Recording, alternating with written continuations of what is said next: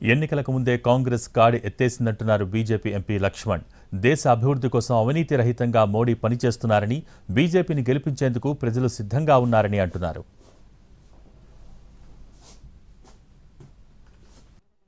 పార్టీలన్నీ కూడా కుటుంబ పార్టీలు కాంగ్రెస్ గొడుగు కింద ఏకమై గత 2 ఎన్నికల్లో 2014లో 2019లో ప్రజలతో తిరస్కరింపబడ్డ పార్టీలన్నీ కూడా వారు ఒకే ఎజెండాతో మోదీని ఓడించాలి అనేటువంటి ఆలోచన తప్పితే వారికి ఎటువంటి ఎజెండా లేదు, నాయకత్వం లేదు, వాళ్ళ విధానంలో కూడా స్పష్టత లేదు.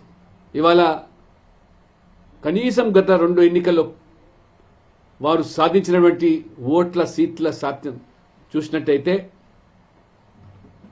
రాబో ఎన్నికల ముందే వారు మరి కాడ ఎత్తేసినట్టుగా ఈరోజు